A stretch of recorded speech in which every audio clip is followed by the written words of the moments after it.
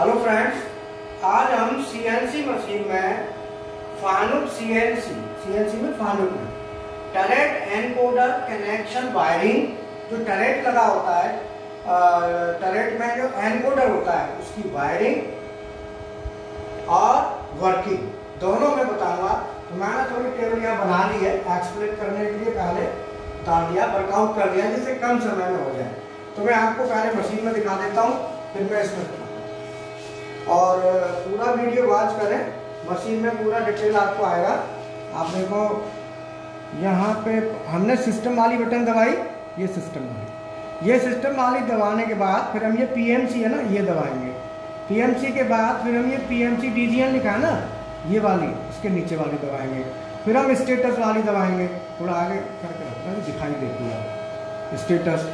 Status के बाद फिर हमको जो चाहिए वो चाहिए X 5.4।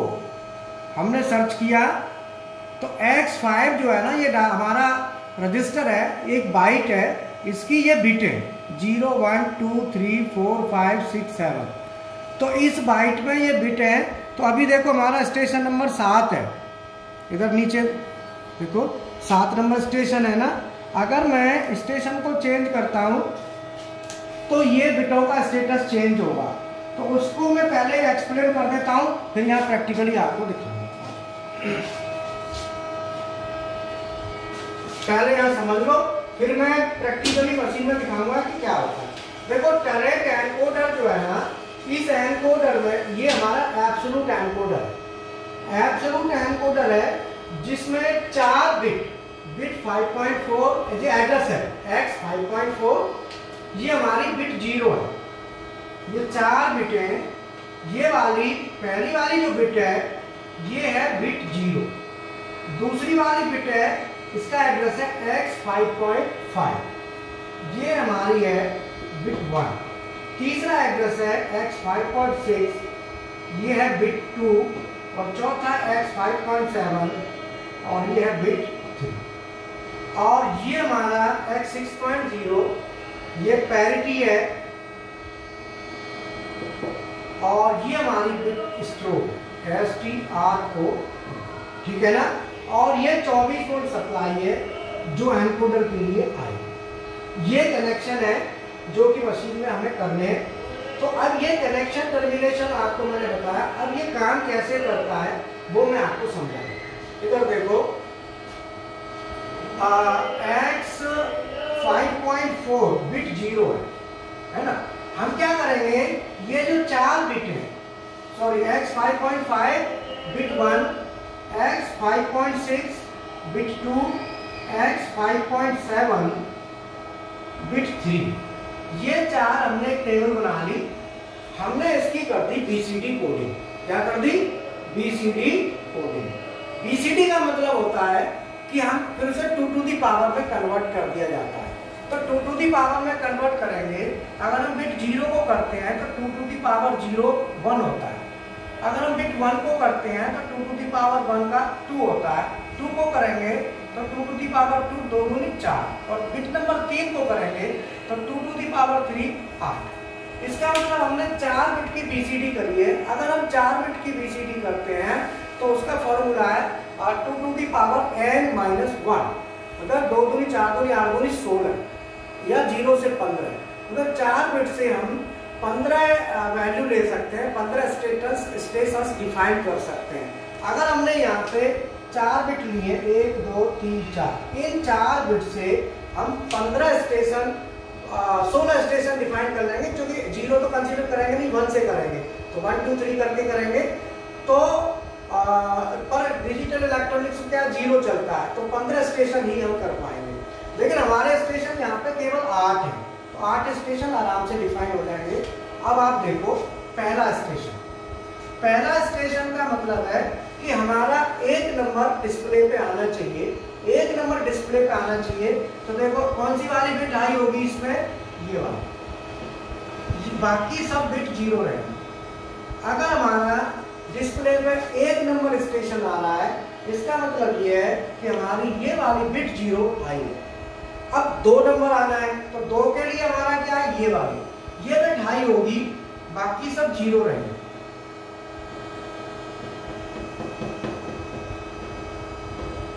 ठीक है, अब ये काउंटिंग में क्या आएगा, 2 आ जाएगा ना।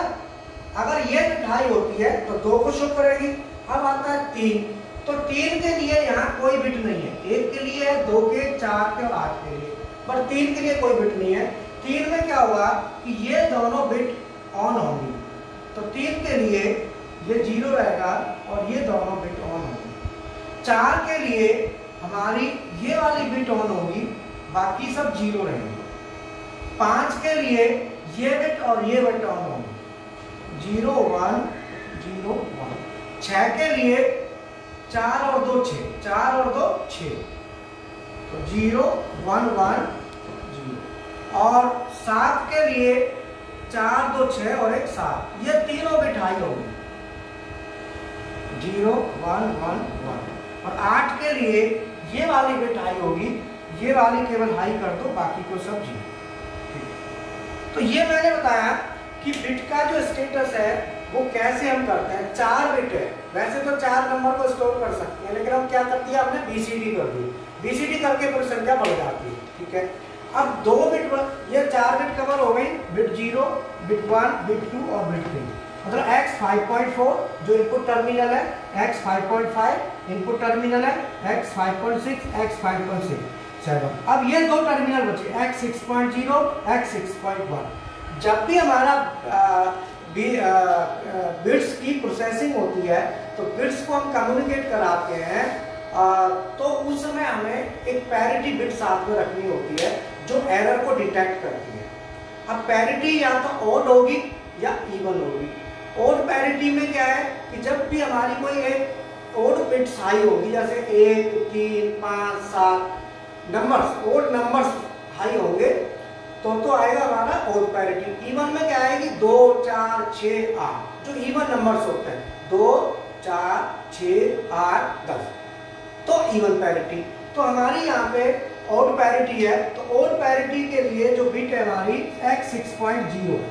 अब आप इधर देखो x 6.0, ये x 6.0 बिट है। तो अब आप यहाँ पे ये स्टेशन मत देखो, खाली ये देखो कि बिटों की संख्या कितनी हाई हो रही है। अगर हम पहली वाली लाइन में देखें तो 1 बिट हाई हो रही है तो पैरिटी हाई होगी। दूसरी वाली में भी 1 सिंगल बिट हाई हो रही है, यहाँ भी 1 आएगा। तीसरी वाली में 2 बिट हाई है, क्योंकि पैरिटी ओड है। तो ओड पैरिटी में क्या है कि अगर 2 हाई हो रही है तो यहाँ पे 0 हो जाएगा, क्योंकि 2 संख्या क्या है, इवन की है। इवन है ना, इवन में 0 रहेगा, ओड में 1 होगा। अगर यहाँ पे देखें 1 है, यहाँ पे ये देखो 2 है, 2 है तो पैरिटी बिट 0 रहेगी। और यहाँ पे भी 2 है तो पैरिटी बिट 0 रहेगी। और यहाँ पे 3 है, 1 2 3, तो पैरिटी बिट हाई रहेगी। और लास्ट में 1 है तो पैरिटी बिट हाई। मतलब इसमें आप ये देखो, बिटों की संख्या देखनी है, स्टेशन नहीं देखना है। 1 बिट 3 5 ऐसे हाई है तो पैरिटी को बिट को हाई कर दो, और अगर लो है तो वो लो होनी चाहिए। ठीक है, अब आता है स्ट्रोब। स्ट्रोब वाला सिग्नल सभी में आपको हाई करना है। स्ट्रोब होता क्या बेसिकली, कुछ टर्रेट हाइड्रोलिक के होते हैं। तो हाइड्रोलिक में क्या है कि पहले तो तेज चलेगा, जब स्टेशन के बिल्कुल नजदीक आ जाएगा तो वहां फीड स्टार्ट करनी होती है। तो स्ट्रोब एक सिग्नल होता है जो एक इंडेक्स में हम कभी कितने भी डिग्री पे इसे ऑन करा सकते हैं। तो स्ट्रोब हर स्टेशन के लिए एक स्ट्रोब आएगा। जब भी इंडेक्स होगा स्ट्रोब हाई होगा, हर बारी हाई होगा। उसका यूज हम सर्वो मोटर या एसी मोटर में तो यूज नहीं करते, लेकिन जब हाइड्रोलिक करंट होती है तो उसमें हम स्ट्रोब का यूज करते हैं। ठीक है, जैसे 5 डिग्री पहले करा लिया, मान लो इंडेक्स 45 डिग्री का है, 8 स्टेशन है, 45 डिग्री में 40 डिग्री जैसे ही होगा, आपको 5 डिग्री जो बचेगा उस डिग्री पे स्ट्रोब हाई हो जाएगा। तो वो सिग्नल फीड उससे क्या होगा, फीड वाला वाल्व ऑन हो जाएगा। ठीक है ना। अब देखो, ये एनकोडर की सप्लाई है +24 वोल्ट और 0 वोल्ट, ये दोनों टर्मिनल हमारे एनकोडर की सप्लाई पे आ रहे हैं। अब मैं इसका वर्किंग, ये कनेक्शन डायग्राम आपको बता दिया। ये टर्मिनल से इनपुट के एनकोडर में टोटल कितने हो गए, 1 2 3 4 5 6 7 8 टर्मिनल्स हो गए। 2 सप्लाई के हैं और बाकी जो है ना एक पैरिटी का, एक स्ट्रोक का, 4 बिट है।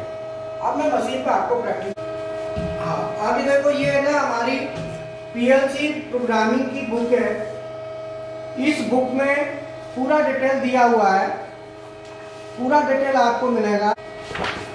ये सिलेबस है। सबसे पहले आरएलसी का बेसिक है। इस बेसिक में आपका रिले लॉजिक क्या होता है, power circuit, control circuit, input output ladder diagram, input device, NO NC contact क्या होते हैं, timers, contactor, counter, glass relay, external internal input. ये आरएलसी की डिजाइनिंग है। आरएलसी की डिजाइनिंग ये सर्किट दिए हुए हैं, एक्सरसाइज है। ये टाइमर एप्लीकेशंस हैं, नॉर्मल एनओएनसी है, काउंटर एप्लीकेशन है, ये लॉजिक गेट्स हैं, ये आपकी पीएलसी की बेसिक है ना। जो क्लासेस चलती हैं वो इसी के अकॉर्डिंग चलती हैं, ठीक है।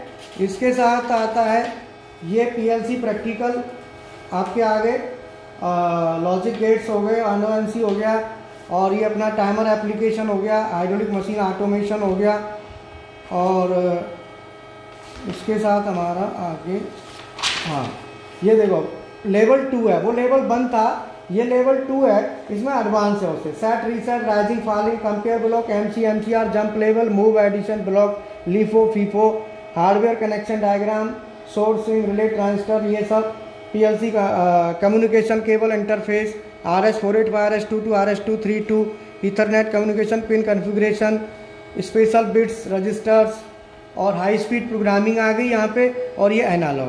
तो ये इसके पार्ट्स हैं। इसके बाद HMI आ गई, HMI का इंट्रोडक्शन, HMI प्रोग्रामिंग का procedure, HMI designing, PLC hardware connection, और ये बेसिक इलेक्ट्रिकल का, जिनका इलेक्ट्रिकल बेसिक क्लियर नहीं होता है उनको ये बता दिया जाता है क्लास लेके बच्चों से पूछ के कि भाई इलेक्ट्रिकल का बेसिक में कितना आता है, नहीं आता है, तो ये हम बता देते हैं। कई बच्चे मैकेनिकल वाले होते हैं, वो करना चाहते हैं, वैसे भी ये हाइड्रोलिक का सिलेबस है, ठीक है ना। और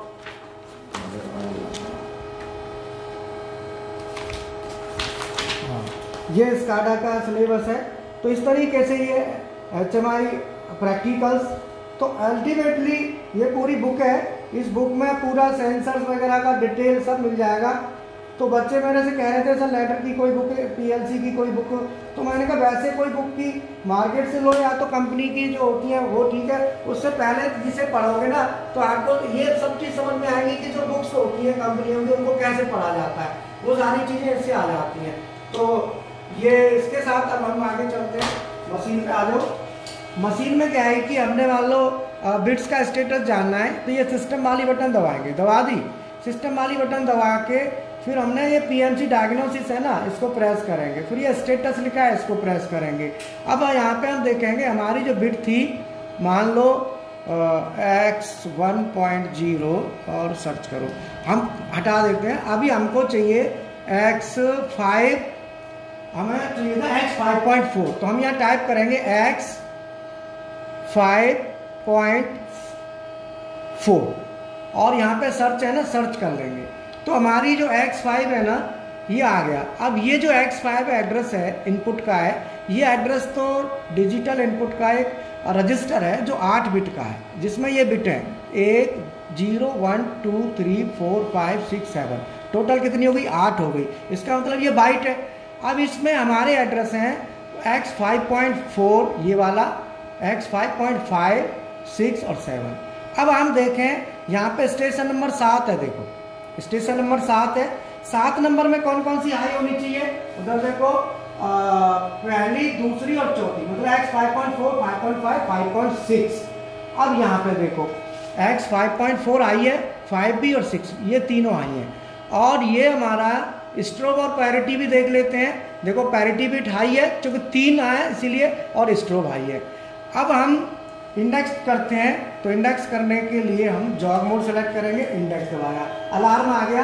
तो पहले हम देखते हैं होम पोजीशन पर मशीन है कि नहीं है। मशीन होम पर करनी पड़ेगी। होम पर करने के लिए रेफरेंस रिटर्न X+Z+, और ये हमने ऑन कर दी। अब हम फिर दोबारा से वही डायग्नोस में जाके देखते हैं। अब हम इंडेक्स कराते हैं जॉग मोड में। अब देखो अब ये 8 नंबर स्टेशन है, 8 नंबर आया ना।